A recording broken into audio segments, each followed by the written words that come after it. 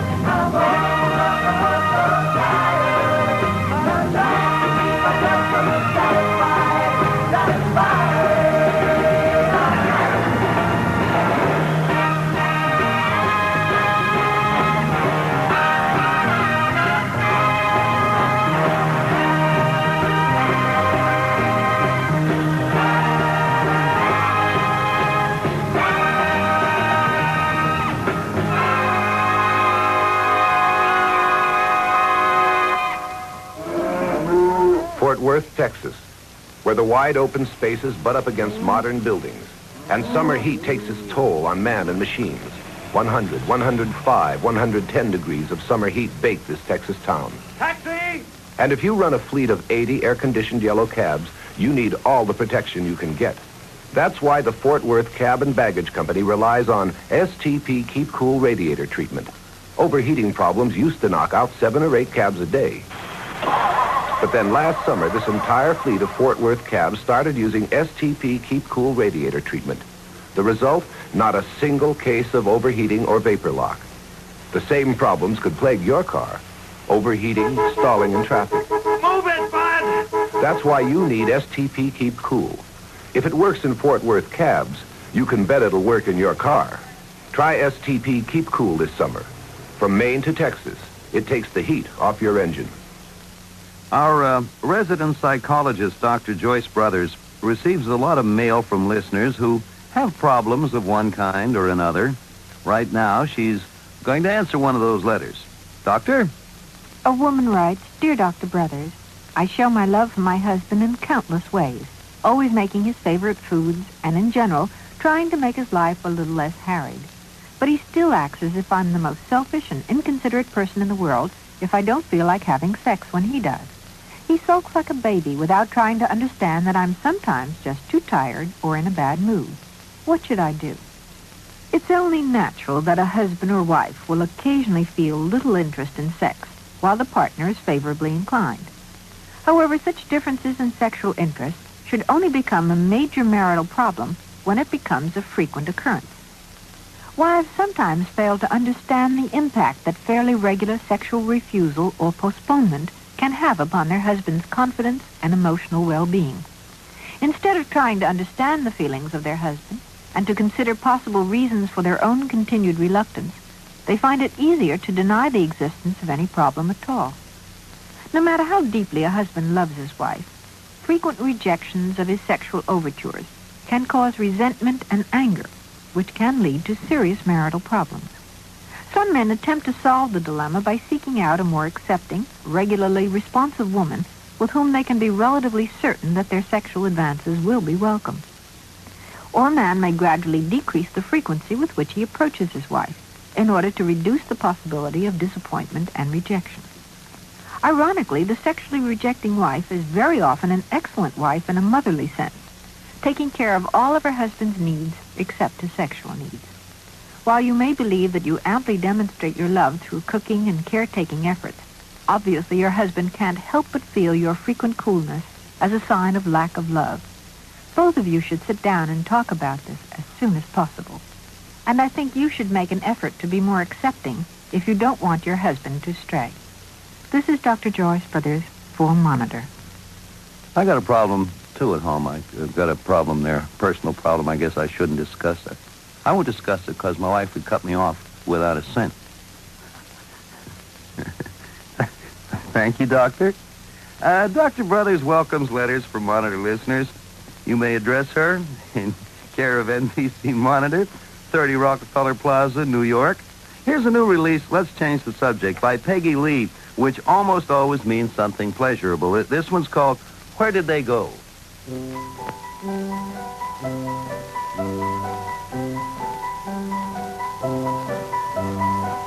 I remember dancing through the velvet summer night,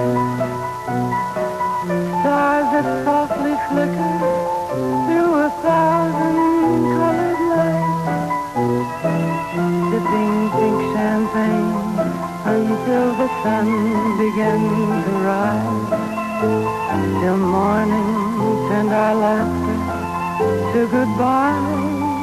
Where did they go? All the good times and the flowers and the wine, the young men who held me, all the lovers who were mine. Where did they go? All the sweet years filled with laughter every day.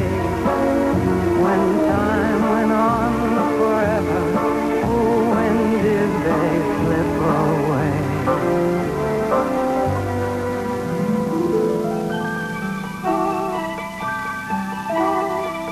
Driving through the midnight street in gently falling rain, a man might offer everything except, of course, his name. Leaning close, he'd whisper how his love would never die, till once again the morning meant goodbye. Where did they go? All the good times and the flowers and the wine, the young men who held me, all the lovers who were mine. Where did they go?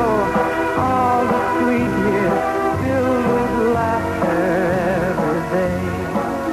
When time went on forever, oh, when did they slip away?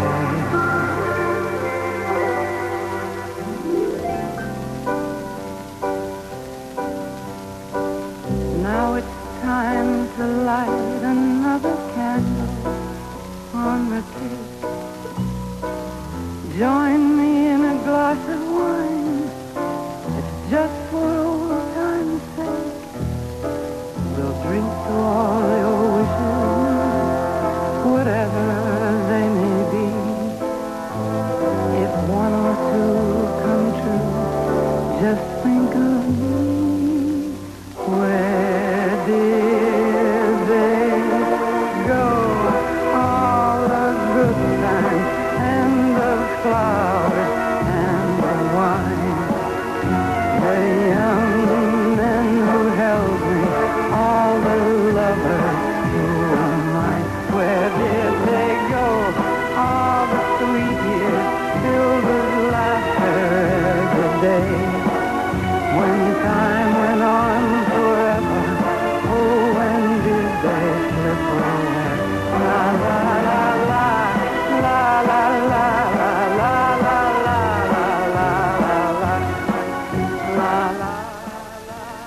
That's Peggy Lee's new one, and you heard it on the Sunday Monitor Beacon.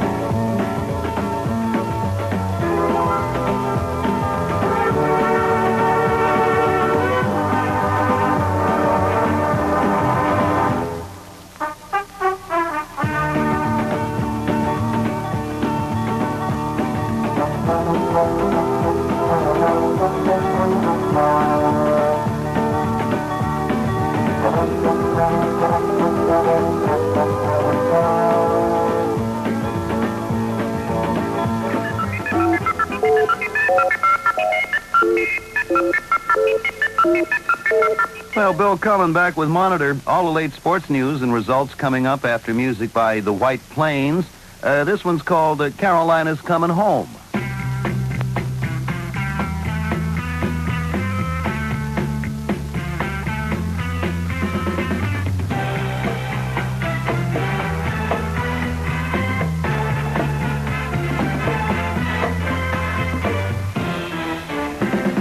Somebody told me that I was a fool, that while I was faithful, she broke all the rules. Running around with a new guy each day. She's coming home to stay. She's on her way. Yeah, Carolina's coming. She wrote me a letter asking did I love her or did I forget her. It really broke my heart when I said goodbye and kissed her. Caroline is coming home. I know that I've missed her. You must have known that feeling sometimes in your life. You have no chance of winning, then your bad life just beginning. You're surprised when she sets off the plane, only expecting to see me again. Maybe she will, and I'll follow my pride, and I open my arms and say, come on inside.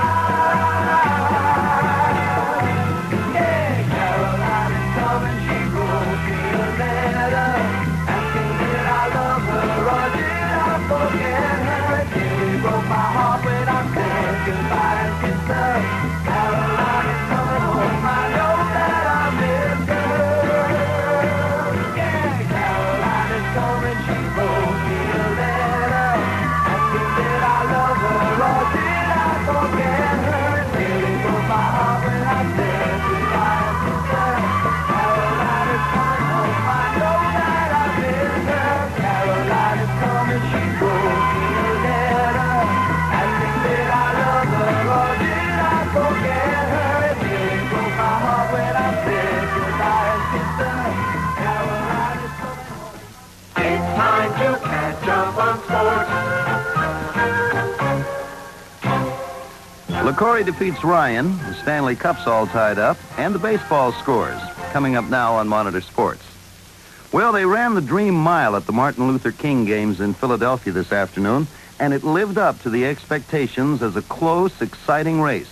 Marty LaCory and Jim Ryan ran virtually head-to-head for the last half mile, with LaCory fighting off the historically strong bid of Ryan in the last 100 yards, ultimately winning by 1 yard in 3:54.6.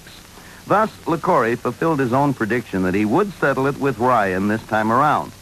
In their last meeting in Miami in 1969, a physically and emotionally drained Ryan simply quit mid-race, and LaCory had what he thought was a hollow claim to being the nation's top miler. Today's time of 3:54.6 is the fastest for LaCory in the mile run. Ryan still holds the world's mile record of 3:51 1/10.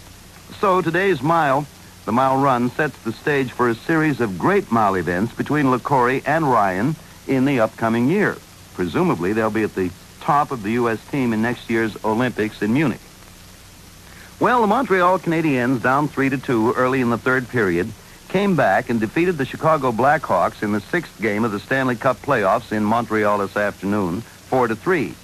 There was hard forechecking on the part of Chicago throughout the game, but the virtually instantaneous bursts of Montreal, particularly in the third period, snatched victory from apparent defeat. The game featured the first penalty shot in Stanley Cup history when Frank Mihaljevic was given one on an opportunity, the result of goalie Tony Esposito of the Hawks throwing his stick to deflect a rush. Goalies just don't do that. Mihaljevic skated on Esposito, slapped in from 20 feet out. Esposito stopped it. Otherwise, Frank Mihaljevic was brilliant, getting 1 goal and 2 assists, and this gives him 14 goals and 13 assists, the highest point total in all of Stanley Cup history. Pete Mihaljevic scored twice, and Ivan Cornwallier rounded out Montreal's scoring. Jim Pappen scored twice, and Chico Mackey scored once for the Blackhawks. The do-or-die 7th game will be played in Chicago, their ice, on Tuesday. Well, in baseball today, first the National League, Pittsburgh 4, the Mets 2. Chicago 9, San Diego 8 in the first game of a doubleheader. Philadelphia 4, Atlanta 3, Montreal 9, Cincinnati 3. In the American League, Minnesota 6, Chicago 2, Detroit 5, Washington 4, Oakland 4, Kansas City 2 in the first of 2 games. That's the late sports. Every day she takes the morning back to Western. Wraps a towel around her as she's heading for the bedroom chair. It's just another day. Tripping into stockings, stepping into shoes, dipping in the pocket of her raincoat. Just another day. At the office where the papers grow, she takes a break. Drinks another coffee and she finds it hard to stay awake. It's just another day. It's just another day. It's just another day.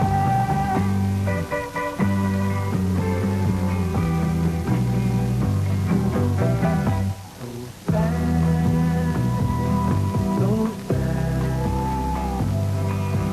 Sometimes you feel so sad. Alone in a apartment she dwells, till the man of her dreams comes to break the spell.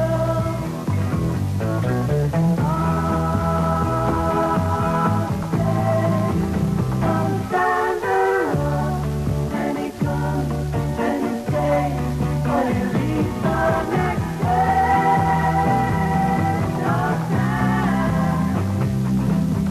Sometimes you feel so sad. Every day she takes the morning back to her head. Wraps a towel around her as she's heading for the bedroom chair. It's just another day. Dipping into stockings, stepping into shoes, even in the pocket of the raincoat. Oh, it's just another day. It's just another day. It's just another day.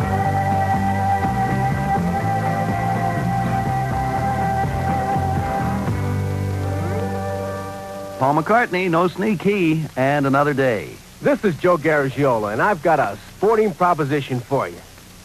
This year, let Alice Chalmers handle the work. You handle the fun, because lawn and garden work is a major league assignment. Someone from the minors just can't cut it. So do your work fast and easy with the help of a pro. A lawn and garden tractor from Alice Chalmers. Choose from 14 great models, 6 to 14 horsepower. Now, somewhere in that big league lineup, there's a tractor that'll handle all your yard work, from back lot to stadium-sized lawn. The free-floating mower won't scalp your grass, and big, easy-on-your-lawn tires won't leave a mark. Now, the attachments include tillers, dozer blades, snow throwers, dump carts, and more. See your Alice Chalmers Outdoor Products dealer, and you tell him Joe sent you. Oh, come on now. He's not going to hold it against you. You tell him that Joe sent you. Now, you'll find him in the yellow pages under lawnmowers.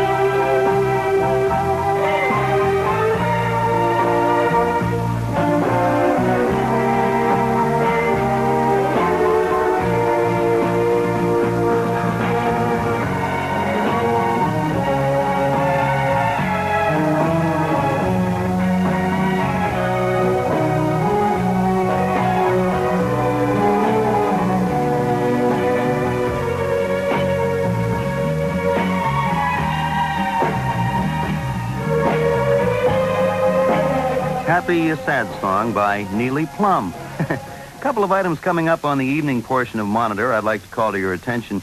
The author of a new work of nonfiction entitled 40 Days with the Enemy will be here. He is Richard Dudman, an American journalist who was held prisoner by guerrillas in Cambodia. On the lighter side, some tips from the Garden Encyclopedia on how to make your gardening easier and more rewarding. You know, I have a brown thumb. Maybe I should listen. Or if not that, at least wash my hands. Anyway, that being, all joking aside, or not necessarily, plan to join host Jim Lowe a bit later on Sunday Night Monitor. This is Bill Cullen for What It's Worth. Delighted to be with you for what you're worth. See you again soon, I hope. Now,